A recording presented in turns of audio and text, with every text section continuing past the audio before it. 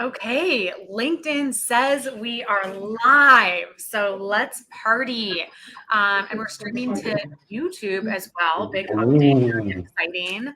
I know. As we wait for folks to join, a little bit of housekeeping. So first and foremost, you'll see that I am joined by author of Superpower Storytelling and also a personal friend, Stephen Steers.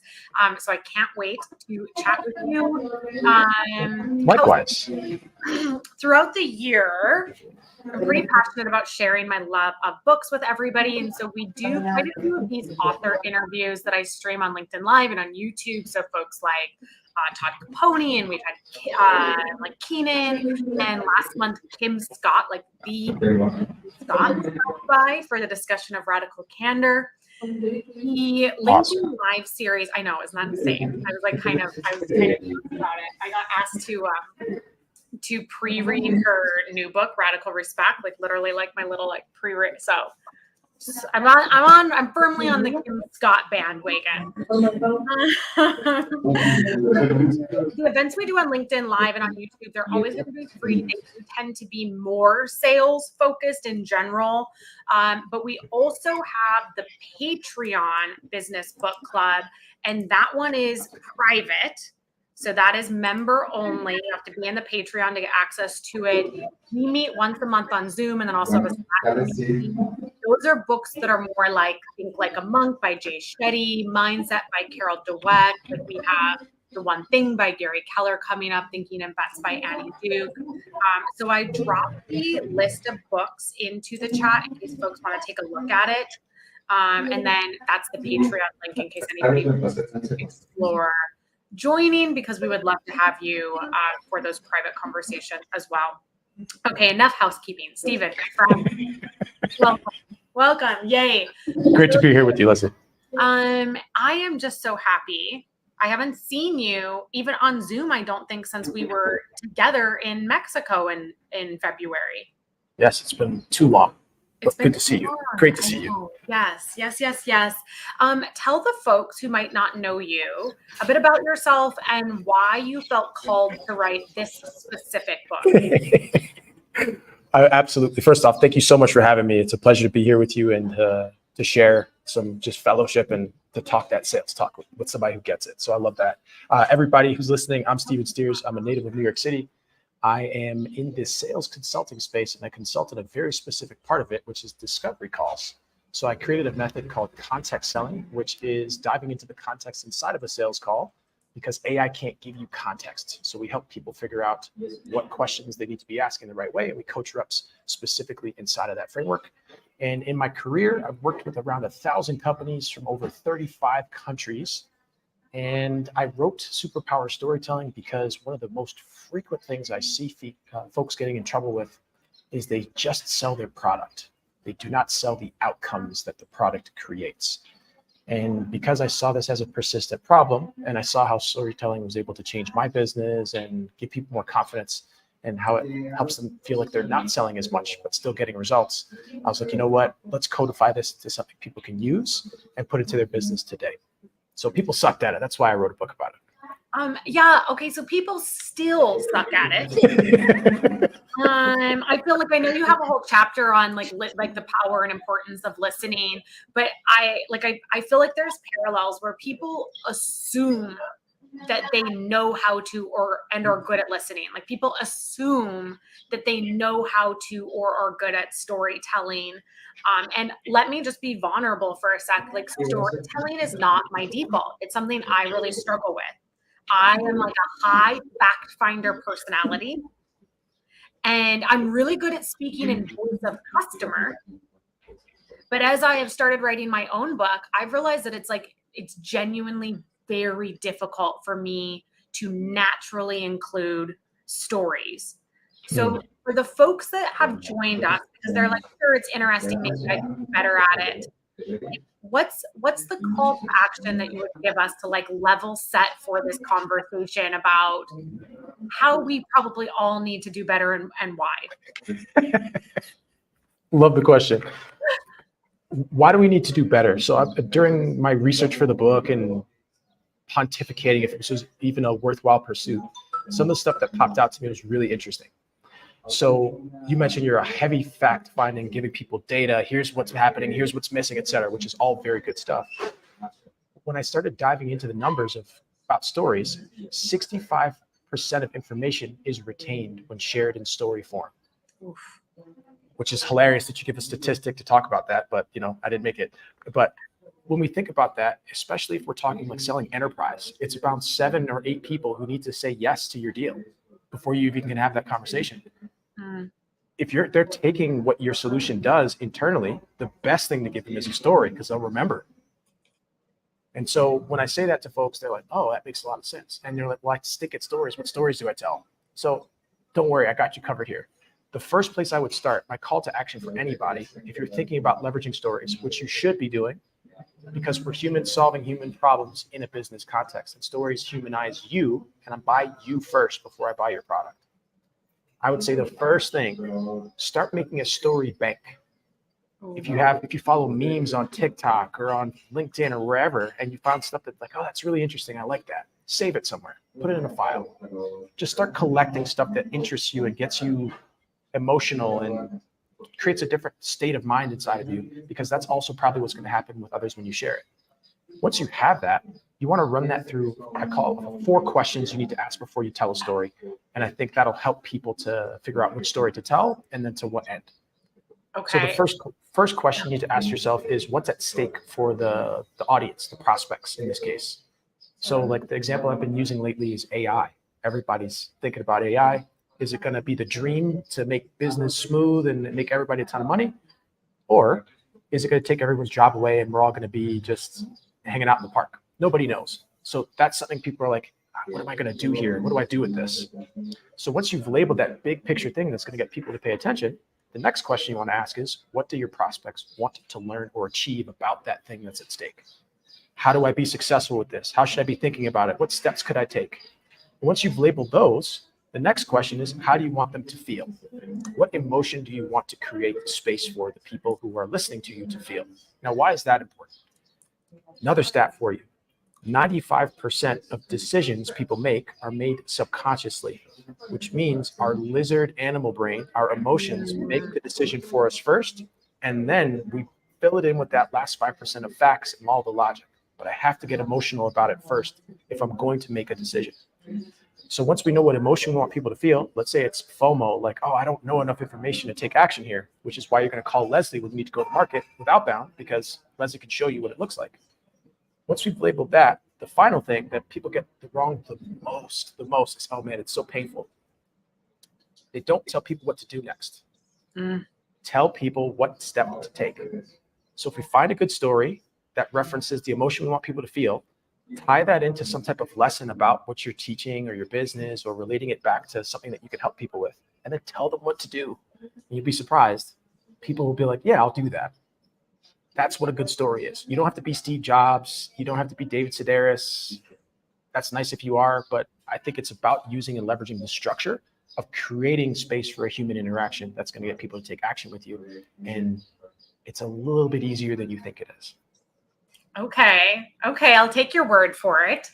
I'd love to hear from folks that have joined us. Drop a comment. Well, Blake says he's a 10. I said on a scale of 1 to 10, rank yourself as a storyteller. I'd love to see people drop a comment, 10 being the best, 1 being you're on the struggle bus. I gave myself 6.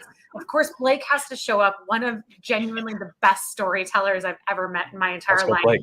Just flex on us. Fine, Blake. Fine. You're probably an 11. Is that what you want to hear? No. Spinal Tap. Right. Y'all, if you're not already following Steven, obviously follow him. We're going to share some socials at the end of it. But Blake's another great follow if you are looking for just like inspiration on what it feels like to listen to a story. Well, I've had a 6 from Rich Bishop. Yeah, Rich. Nice, Rich. Good to be here with you, Rich. What's up? Honest. Appreciate it. That's why we're here. We're here to learn. I have to say, Steven, this session is incredibly well timed because I share, I'm very fact finder. My default is not like beautiful storytelling. And so what I found to be a great seller is that I have to put it in the form of like techniques. So I'm like, okay, social proof. Yes, feel, felt, found and stuff. Yeah. Voice of the customer is a storyteller. Like I have a feel, felt, found framework that I teach. That's a 3V framework, like same roots, but like a little bit more contemporary. And what we were working on, I did a training with one of my clients right before I jumped on this call with you. We were working on like earning the right to their attention by teaching them something. Yes. And it was, I don't think that if this session wasn't right after that, I would have honestly connected the dots. Like that is also a form of storytelling because you're teaching them something and like, this is what I've heard. This is what it's meant to them. This is what it's meant to you. And I share all of that to say that piece about prescription and not just telling a story, but making sure when you're telling it that you're helping them understand why it matters to them and what they should do with it. So important. So I'd love to stay on maybe a little bit of like some of the tactical pieces as we get started before we go into something like the bigger concepts. Mm-hmm. First and foremost, most people are bad at presentations. Yes. Right? Yes. I mean, it sounds harsh. I'm sorry, folks. Like it's either just the like, hello, I am Leslie, and I'm going to talk in this monotonous, or it's like, you know, the death by PowerPoint. So what are some tips for just like, I don't know, being somebody worth listening to if you're giving a presentation? I'm going to give you the consulting answer is it depends on your audience and the context. Okay. So like if we're talking from a keynote perspective, I love to open with a big story and then explain how the story relates and then sharing the lessons from that story and what they're going to learn as a result of that story. And I've had many people come up to me afterwards and like, oh, I remember you told that story. Like the one I opened the book with is about a blind guy. And they're like, oh, I remember that blind guy. And I remember I'm this, and this is what I'm happening. This is how I should think. And it's like, yes, exactly. That's why you should do that. So I'd say for folks who are bad at presentations or think about getting better, there's also I think it's chapter 9 of the book. I give you an entire slide deck of how you should build a presentation. So take that and use that as the place to start. And that'll be a good place to go off of. I think the keys to a good presentation are one, opening with a story. Give me some context, give me something to pay attention to. And then like, tell me what's in it for me. And I think where people really fall off around presentations and demos in our world, right? Demoing software and stuff, is they make it all about them. You're here to listen to me in reference to how it's good for you. You're not just here to listen to me. And I think a lot of people get their ego wrapped up in like, oh, it's my chance to talk to people. It's like, yeah, kind of, but nobody cares about you yet. Like how people care about themselves first. So when I say storytelling too, I'm a big guy on quotes. For those that know me, I have a document of like 50 or 60 pages of quotes I've collected over the past 15 years. And one of them I really like about storytelling, it's in the book too. And it says, you need change only the name and the story is about you. So if we're talking about the customer, speaking the voice of the customer, I resonate with that because I want to be the person who gets the same results that Leslie's helped me get. I can see that you've done it. It's social proof for you. And you're not telling me how great you are. You're showing me that you did it for somebody else and they got results that I want. And now you're the conduit, the vehicle that can help you get there without you having to say, oh, I'm the best at this. I'm not, I'm doing this, that, and the other. So I'd say make those points, start with a story, and just be very clear about what you're going to share with people. Like the oldest presentation format is tell me what you're going to tell me those things, and then tell me what you told me. And generally speaking, there's some flourishes we can add in between there. But if you keep to that framework and start it off with a story, you got people on your team because they see the results in themselves that you can potentially help them get to. That's where I would start, Leslie. I love that. Let me ask you this. I'm a brand new rep and I don't have any of my own stories to tell. What am I supposed to do? I make them up? What do I do there? False. You do have stories. So there's 3 types of stories. They both work for the person and for a bit in a business context. So the first is a mission. So if you're a brand new rep, why did you decide to do this work? You could have done any other job that's probably a little bit easier and less stressful than calling people and getting on the phone with them, right? Like, why did you choose that? Label that for yourself. That's a nice way to handle an objection or something. It's like, hey, that's exactly why I started at this company. we wanted to help people just like you achieve these goals. And I knew that if I was to work in this company for a few years, I'd be able to make my stamp on the market by sharing that, right? That's a very simple story, but it's very personal and helps someone trust you as a new rep. That's the first, is your mission. Next is your vision. So what's the big picture thing that the world looks like when your mission is completed? Everybody has some vision for their life. You want to be a billionaire. You want to own 75 businesses in a holding company. You want to get started in real estate, whatever that thing is. Be able to properly outline what it is you're going for. Now, why is this important? Two different things. In a personal context, having your own vision means you know why you're doing the actions you're doing, and it helps those harder days be a little easier because you're pointed towards your thesis. On the business side, having a clear vision helps everybody who's working inside of helping that vision become a reality know if what they're doing is the right thing. So as our friend Scott says, is this going to help the boat go faster? So if everyone's wondering, like, am I doing the right thing? Ask the question, is what I'm doing in service of the vision of this company? And that becomes a lot clearer. So those are two. The third story, which is my favorite and the most human, and I think works both in business and for personal, is milestones. So everybody's been through some hard stuff in their life. Everybody. Every client you've come through had some challenges. That's why they're talking to you, because they want to get those results. Walk people through the steps of how you help the person go from no leads to tons of leads to growing revenue to more exposure or whatever that problem is you solve. And that helps. And then also, like, if on the personal side, if you could talk through a big challenge you went through and how you surpassed it, it's much easier for you to relate that to how you help other people solve other challenges, and they can see themselves in the story as well. I love that. I love that. It reminds me of so many things, like the age-old tenet that, like, you need to make your customer the hero of the story. Like, they need to see themselves as being like, I see myself in this story. I can be the hero. I can do that. I love that. Also, so after our retreat in Mexico City, I refreshed my content strategy based on what our friend Monica, yeah. Shout out to Monica, told me. And one of the things that I did was I started forcing myself to write more posts in STAR format. Which for folks, I mean, I'm assuming most people are familiar with STAR, but it's like situation, situation, task, action, result. And so using voice of customer, here's the situation the customer came, like, here's what we did, here's what the result was for them. And those are now some of my highest performing posts. But here's where I'm at, right? It's great. It's great. I love it. I'm like, oh, it was just this easy. Well, you're also great at what you do, though. Let's not sugarcoat that at all. Like, you're not one of the best people out here. Thank you. Okay, but here's my question. I'm just very selfishly using this for my own purpose. Hey, I'm here for it. Let's go for it. Like, how much is too much to use a story? And I think about, like, how often is too often to tell those customer stories, even if I reframe them. But I also think about this person who was my mentor for many years. And he told the same story about his grandma and a toaster over and over again. And part of me would, like, hear it again and sort of roll my eyes a bit, like that old story. But part of me is like, I now can tell his story for him. Yes, you get it. Collect them.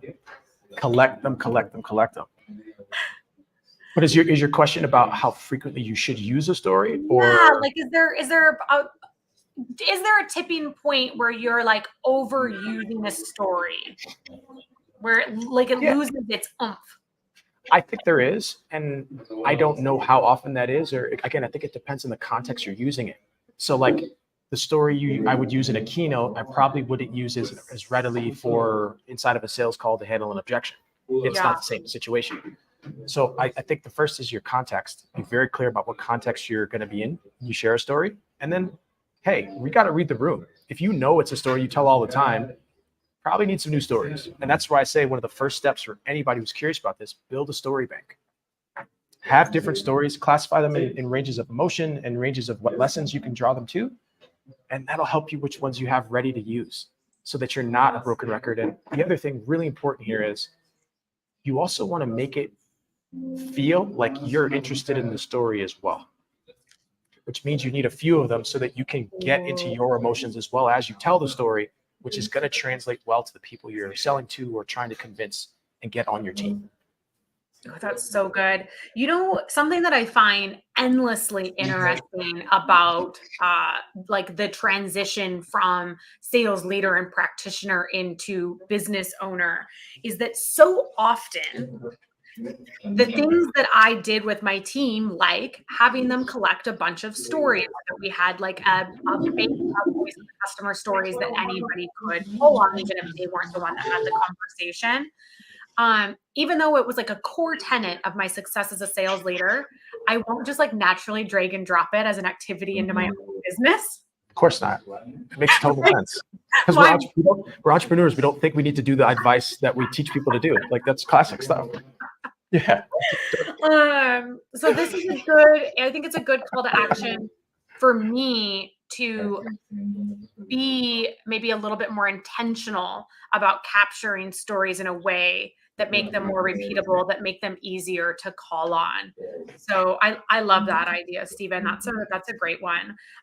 Let's stay on that reading a room for 1 second. What am I reading? Okay. Love this one. This also depends on context. So when I say read the room, this can be you on a discovery call. This can be you at a conference in a room with a bunch of people. This could be you on stage. This could be you out in the world and getting a sandwich and someone taps you on the shoulder, whatever that thing is. When I think about, like, I'll give you one example from a keynote I did. I got the after lunch spot, which is horrible, right? People just eat a bunch of food. They got the food coma. They're all laying down and like you could tell energy was super low. And I was thinking really fast. And the first thing that came to my mind was to get on stage and I said, hey, everybody, I know we had a great lunch and I thanked the sponsor, had everybody give a quick round of applause for him. And I said, hey, I know everyone's a little full of food, but I'm going to make a deal with you. I'm going to give you 110% of my effort. I'm going to give you stuff you could take out of here and put into your business today if you'll give me your attention for the next 20 minutes. Is that cool with everybody? And they're like, yeah. I was like, all right, let's stand up. Let's go. Let's do a little spin around the room, shake the hand of the person next to you, and then we'll jump in. Cool. And everybody did it. And I got everybody's energy back because I saw that the room was lagging with energy.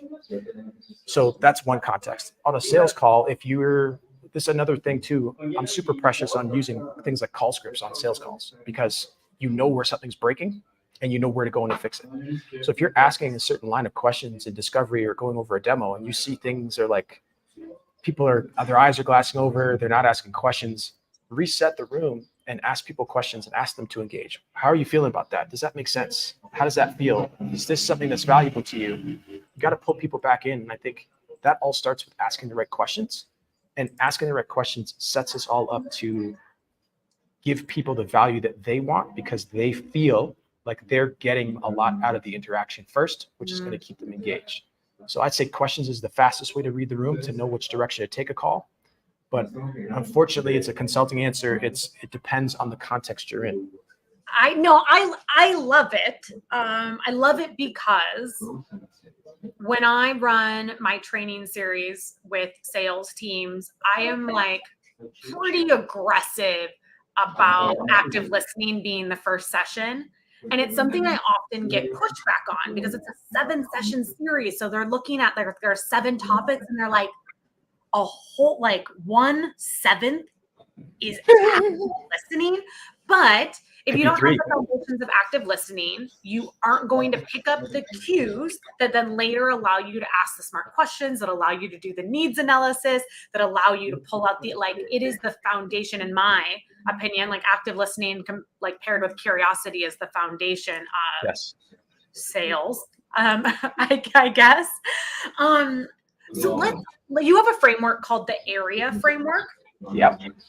Talk to me, since we're on the topic of being an exceptional seller, talk to me about how we can use this to be great at our jobs. Ooh, I love this one too. So the area framework, for those that aren't familiar, it's an acronym, of course, because we love acronyms and frameworks. And area stands for A is angle. So what's your angle on an issue? R is your reason for that angle. E is evidence. Again, you can put story inside of evidence or an example. And then A is restating your angle. Why is this useful? in many ways. First and foremost, let's say you get flustered on a sales call and you don't know an answer to something and you don't want to feel like you're not prepared or something like this. This could be a great way to sound more informed than you are. Again, don't use this for evil per se, but it can help you sound a lot more prepared. And then the second thing too is it's just a great framework to answer questions and objections. Right. So I mentioned in the book, I go through a couple of different examples of how we would share some good ways to answer objections with this framework. So for example, let's say we get the somebody saying a common objection we all get here is it's too expensive. I don't know if I could afford it. Yep. Right here, I would handle this with area, and then I would probably use a milestone story to handle it. So I'll go something like this. First, you want to settle the objection. So you'd say, hey, I understand your concerns here. The price is actually a great value. The reason is one of our best clients had the same concerns before she signed up with us. She's in a similar field as you, works with clients globally just like you do, and using our frameworks, she got her investment back in 6 weeks of working with us, and she's on her way to getting 5x ROI at the current pace. So that's why I think the price is well valued for someone in your exact position. So angle, reason, evidence, angle, and restated it. Soft, direct, clear, used the story and didn't press too much on it and cited somebody else as a potential example, right? The customer's voice as the song inside of it. You can see how big I'm smiling over here because I hear a bit of the feel, felt, found. Yes. Like I hear the voice of the customer. So this is an aside to the book, but people talk so much shit about feel, felt, found. And like, I get it from a perspective that you don't necessarily need to show up to calls to be like, Steven feels Steven, like that is awkward and ridiculous. But as somebody who has listened to literally thousands of sales calls, one of the most difficult like mindset transitions I see people trying to make on calls is pivoting from we, our language to the voice of the customer language. And I think that practicing feel, felt, found, even though you're not going to say feel, felt, found on the call necessarily, practicing it so that when you get an objection like it's too expensive, you can respond using some, an area framework or whatever version people want to use. But that sounds so natural. That wasn't really a question. I think I'm just asking, don't you agree? I completely agree with you. And this is the thing. I think you said the perfect word there, Leslie. You said practice. This is something that I think people get so wrong. They think they're just going to wake up and be great salespeople. Like it's just something natural. And some people are kind of naturals, but the best people, they practice. The best people reread their scripts. The best people study their talking points. The best people study their stories. The best people know how to do the work because they do it every day and try to get better at it. So I don't care like whatever skill you want to learn. If you practice it every day for a year, 2 years, 5 years, you're going to be one of the best at it, whatever it is. And so I don't think there's any excuse, right? Like we work in a field where it's not many excuses you can put out here. You did it or you did it. And I think you need to practice. If you're going to be a person who adds value to your clients, practice understanding how to be the person that adds value and creates space for value adds. And again, frameworks are a good way to do it because it simplifies the way you have to think. It just says, oh, what beats do I need to hit? And then I could be more present because I know what thing I'm going for. That's another reason a script is a great friend of yours. Yeah. You know what you're going for. You're not going to get pulled off in directions. But yeah, you got to practice, man. Come on. Practice. And if you won't practice, hire Leslie or hire me, and we can teach you how and train you. Well, help is out there. It's such a confidence booster to have frameworks or have scripts. Like even when I was really, really, really new, this is so dorky. When I was really, really, really new to sales, I was like on a phone, like pounding the phones from a paper stack of leads, not even a computer at my desk. And I wanted to break the habit of asking close-ended questions. So I literally printed out a little thing that just said like who, where, what, which, when, how, why, who, and taped it to the side of my phone. And every time I started asking a question, I'd be like, about ready to ask a yes or no question. And I'd awkwardly look over and be like, what does that mean at ABC company? And it was so awkward as I retrained myself how to communicate in this, sales dynamic. But I forced myself to keep going back to it, even though it was hard, even though it was awkward, even though it was uncomfortable. And it worked. Spoiler alert, folks, I'm very good at this. But so geeking out on books for just a second. Let's do it. We have read in the past 6 months in book club, we have read Adam Grant's new book, Hidden Potential, Harold Dweck's Mindset. I mean, just classic. And then also Grit by Angela Duckworth. Nice. And all three of those books, I mean, the core tenet of Grit really is the value of deliberate practice. But all three of those books so clearly point to the only way, not one of the ways, the only way to achieve greatness is deliberate and intentional practice. No question. And experience does not equal expertise. So if you're just doing it and going through the motions, you'll get better. But if you are not deliberate about growing your skill sets, you'll never be the best. Yeah. I completely agree with you. I study at least a half an hour a day in the morning before I start work. You do. I'm reading books. I'm taking notes on stuff. I care about this. This is my life, right? I actually want to be even better than I am. And I think I need to take my own medicine. If I'm going to teach it to you, I need to be able to do it myself. That's really precious for me. That's not all people in our space, unfortunately. But I completely agree with you. And I'll give you a quick example too. I wrote a book. We're talking about my book today. It took me about 1.5 years from concept to publishing, which I think I could have done in a shorter time period, but I'll tell you how I did it. I did 1 Pomodoro a day, every day for 1.5 years. If I felt like doing more, I did more, but I was like, I'm deliberately going to show up, do as much as I can here, work in these frameworks, and I'm going to have a book at the end of it.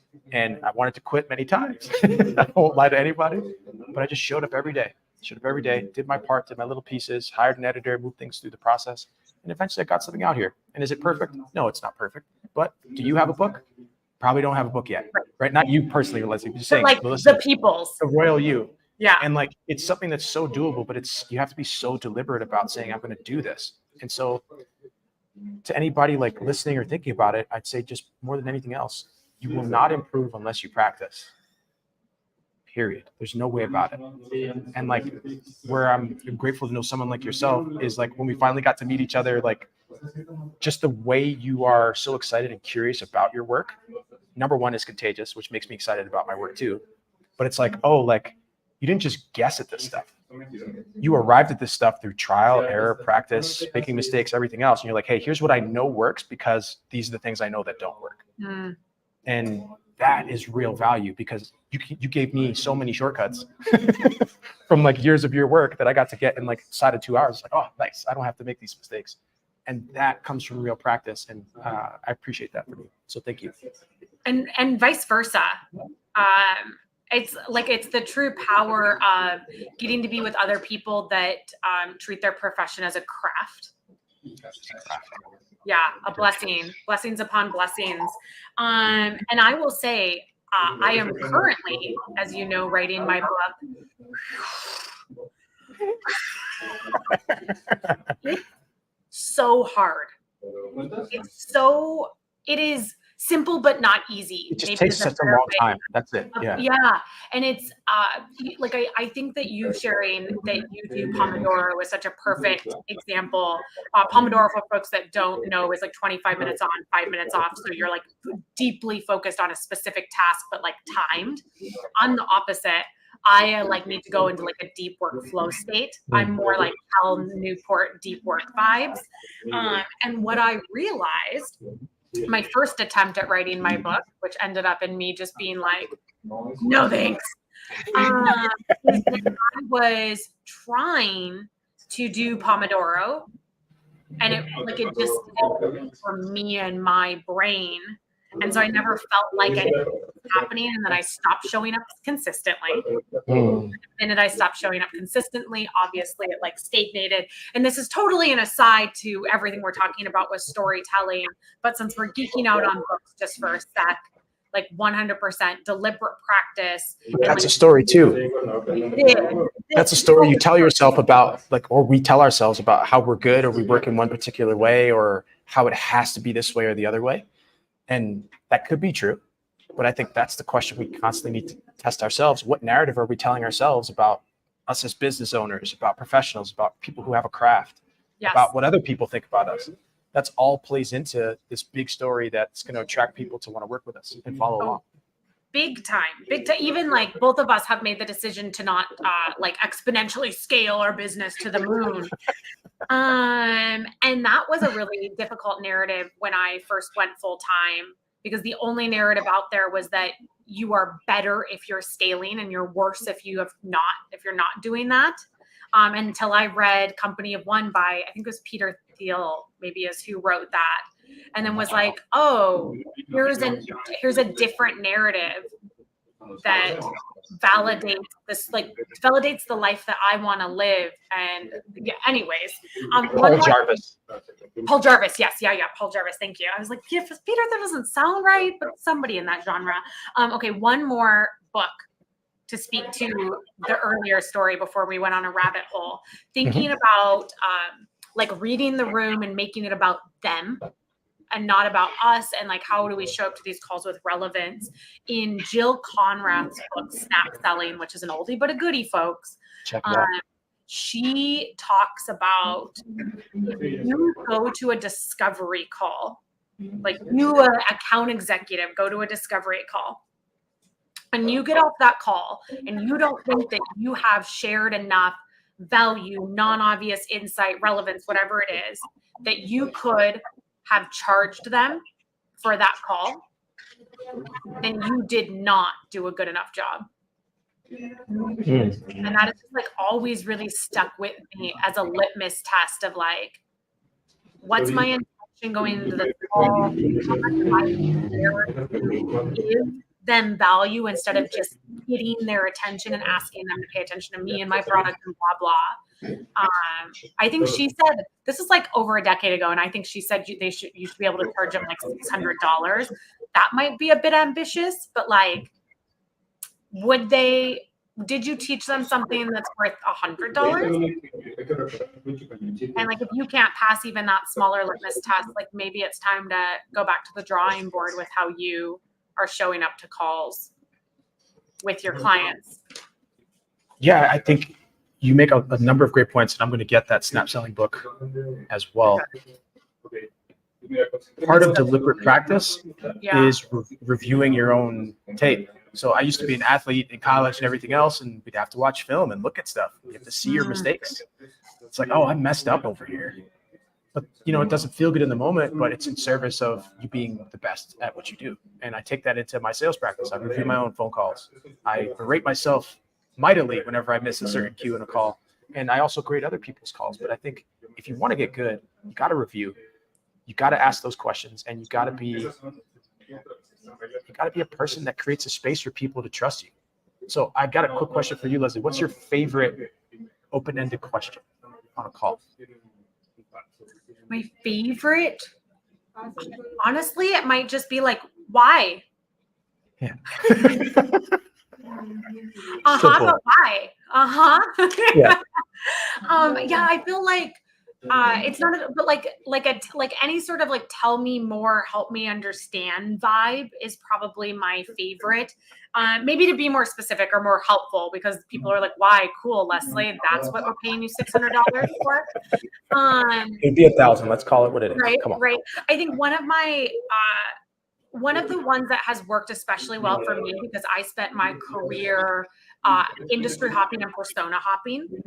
So I've sold like, 4K to 7K, like 4-figure to 7-figure deals to like every persona you can think of. And to buy myself time as I was learning about the industry, saying, what does that mean for company? What does that look like for company? So it gave me a little bit of extra space, not to be like the heavy lifting. I didn't do any research. I don't know what the hell you're talking about. But to be like cool. Yes, for sure. I know that compliance regulations are X, Y, Z, but like how is that impacting company? Ask whatever people want and making it specific to their company. That's my hack. Nice. My favorite one is, why is now the time for us to have this conversation, or some derivation of that? I call it the kryptonite question. I ask it why now, or what makes now the time to have a conversation about growing sales? They give me all the context, almost all the context I need to run the rest of the call, to know what kind of things to make an offer on, where to push in, what are the questions I might need to ask. It just gives me, I call it the kryptonite question. It just unlocks everything. Oh, it's so good. I love that. I use a small variation on that for the objection, like call me later, or the timing's bad. Being like, of course, like help me understand what's going to change between now and 6 months from now. And then people are like,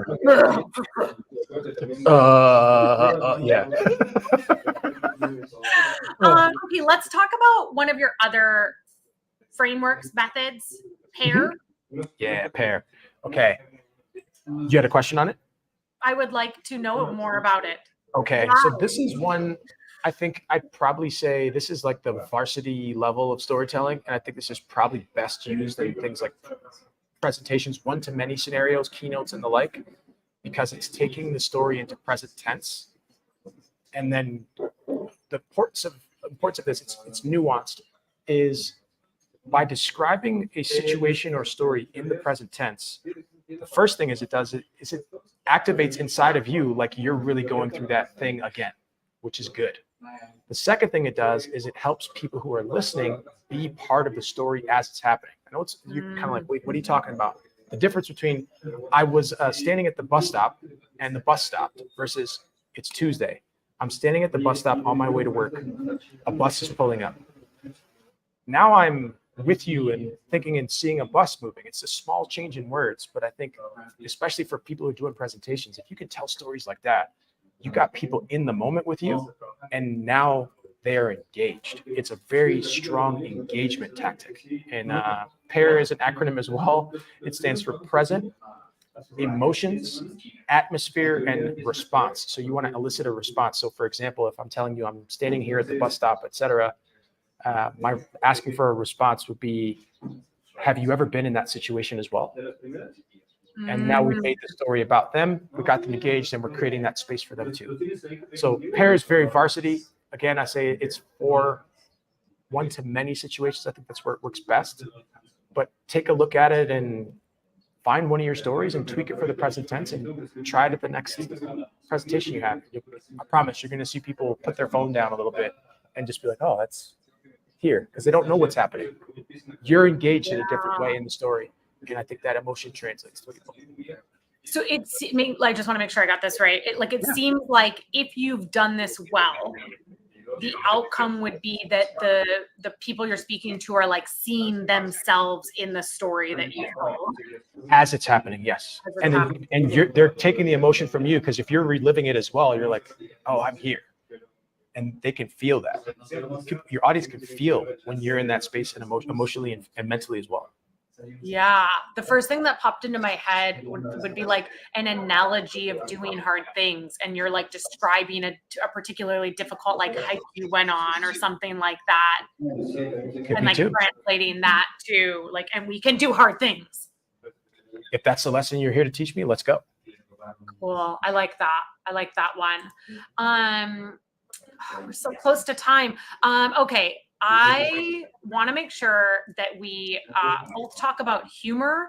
And I also want to talk about, like we talked about using a lot of this as like an individual contributor, speaking to customers or clients or colleagues or whatever.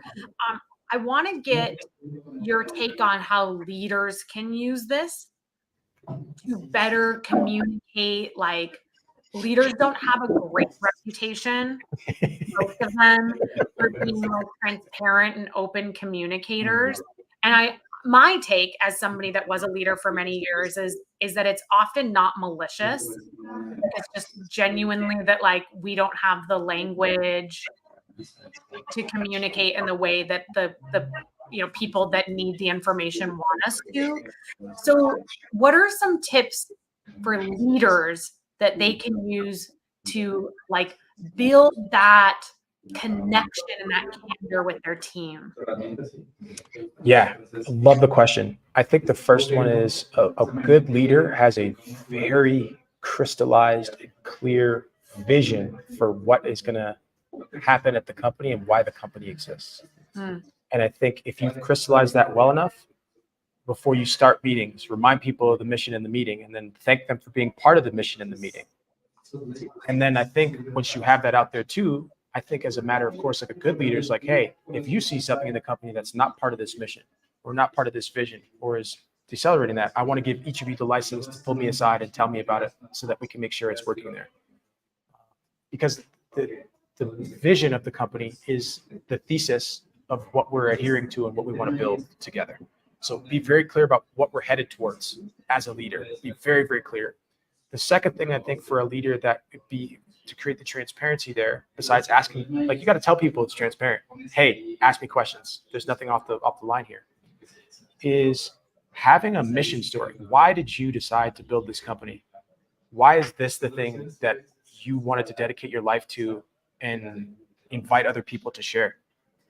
Tell me that. Humanize yourself. Like, yes, you're a CEO. Okay, that's cool. That's just a title. But who are you as a person? Because I want to work with you under your leadership. Tell me how we got here together. And those two, I think, would be super, super nice. And then again, like another milestone story about bad things that you've been through that you've surmounted can just humanize you as a leader and make people want to work with you, not just for you. And it can become more than a paycheck. But those would be the things that I would recommend. I agree. And I'd like to push you one step further. Push. Let's go. So on like the humanization and on the milestone story, we've all seen, maybe not our CEO, but CEOs on the internet who have tried to do that, who have like tried to be vulnerable and be personable, and instead have just completely gone over into like disingenuous. Yes. So if I'm a leader and I'm listening to you and I'm like, oh, I do want to use more storytelling, like how do I know what the right amount of vulnerability to inject into a story is? Run it through those 4 questions. What's at stake? What do they want to learn or achieve? How do you want people to feel? And what do you want them to do next? Bad stories and too vulnerable of stories are generally people just telling a story because they want to tell the story. They don't have a point to it. So again, you could be pretty vulnerable. You could probably go pretty far down the line there. But how does that relate to me, to what we're doing at the company, and to what we need to do together? And as long as you can pull that thread back to say, hey, I know this is a little deep of a story, but here's why it's really important. And here's what it means for you and your role and for what we're doing here together. I think most things are in bounds. Most things. Yeah. Again, read the room. Don't read the room and know what's appropriate, of course. Work appropriate stories, preferably. But make it about the people you're talking to. That's the whole reason a story is useful. It's about the people you're talking to. The whole reason for a story is you help people better tell their own story. Period. It's not about you. You're just a vehicle to help them better express the outcomes that they want for themselves. Start there, and you're going to tell the right story in the right amount of detail because it's about them.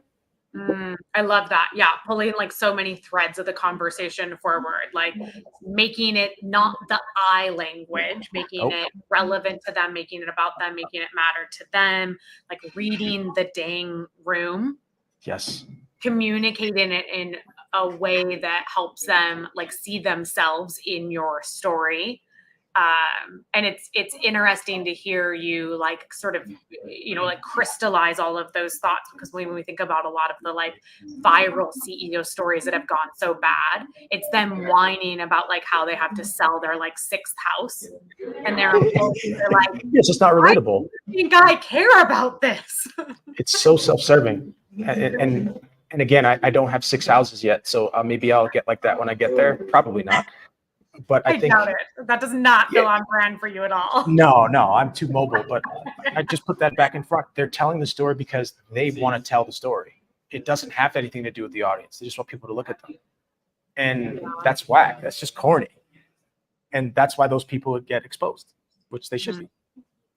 I wish they should be. Yes. I love this comment from Blake to like give them a role in the story. Yeah. Yes, absolutely, Blake. Great shout out. Okay. Great Let's shout. talk about humor.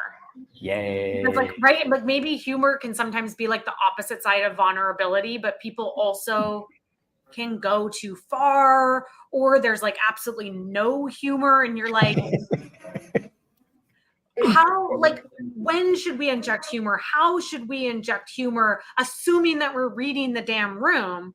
Yeah. First and foremost, like, maybe let me ask the question this way, Stephen. If I am somebody who has previously been like very buttoned up and I want to get started with testing out some small amounts of humor in my presentations, in my storytelling, how do I dip my toes in the water to get started? I, again, go back to the story bank. Find funny stories that you think are good and, again, appropriate for the context that you're going to be in. Grab a couple of those and then write how that relates to the message you want to give. And tell somebody else's story. You don't have to have all your own jokes and write everything else for yourself. You don't have to. It's not necessary. Start there. Start with something you know is funny and share that. And share it in your own way. And then give people the context for why it's important to them. I think that's all inbounds. But to the other side of things, like I'm a stand-up comic, so like I fail all the time at trying to make people laugh and in effort to make people laugh. But if we take that out there, we say like making jokes and writing jokes is different than being a little funny or using humor. And I think most people are going to be I'm going to use humor. So find something you find funny and share what it means versus like I'm writing jokes to like express my own opinion. Like you can find stuff for your market that fits and most of it's already out there and just use it and explain what it means to people. And you've got them locked in. And the best part is when people laugh, they listen. They do. Yeah. I like that idea. I tend towards like self-deprecating humor because often I am talking to newer sales reps that think that I have it all figured out. And I'm like, well, let me tell you where I started. And so I have these like I'm not necessarily being funny, but I'm telling a story about like my very first in-person networking event. And I went to lean on a like networking table and I flipped the networking table, like flipped the coffees off of it. I fell on the ground. Like it was a scene. That person became one of my best customers. Very memorable, very memorable. You made an entrance. But it sounds like you're giving the thumbs up to some of that like life self-deprecating humor as a way to inject. It's so human. It's so human. It's like, oh man, like look at Leslie. Leslie's a doozy. Like it's great. I'm still a doozy, folks. No amount of deliberate practice can take that away. Not never. Not never. Amazing. Where should people find you if they want more? Well, maybe where should they find the book, and then also should they find you? Yeah, thanks for asking. The book is available on Amazon.com, Superpower Storytelling, or at my personal website, stephensteers.com. There'll be all sorts of prompts where you can get it if that's something you want to get in front of. And then also, I think for a resource, because we're talking about book club, I shared a resource with you when we met at our mastermind in Mexico City. And I know a lot of people ask questions about writing books. So I compiled an entire list of resources to shortcut the process for anybody who's curious in that. So if you just go to stephensteers.com/podcast, it has a whole litany of resources that might be useful to you on that journey and other sales resources as well. Cool. And can people follow you on LinkedIn and DM you for that if they fail to write it down quickly here? I think a post is coming out about that next week. So you can find me on LinkedIn on my profile, or you can find me in Leslie's comments commenting about the great stuff she's publishing as well. I love it. Please make sure to follow Stephen. I also dropped the link for the Business Book Club, like LinkedIn company page into the chat. So make sure to follow that so that when we do these sessions, like they pop up on your newsfeed and it's easier for you to join, because I'm sure you would agree that Stephen is very wise and that you would like more of this type of content. Stephen, final thought to send us away with on how to make storytelling our superpower. Go do it. Just do it. It's there for you. People want it. People need it. And you're going to see the difference very quickly. The most brilliant advice. Just take action. First step. That's it. Do the dang thing. As our friend Scott Sampucci would say, implementing is learning. Go try it out. Come back with feedback, and then we can fix what's wrong if something's wrong. Amazing. Thank you so much for writing this book and for being here. I deeply enjoyed this conversation. Thank you for having me. Always great to hang out with you. And thank you for being you. We need more of you. Thanks, everybody, for joining us. Have a great afternoon. Later.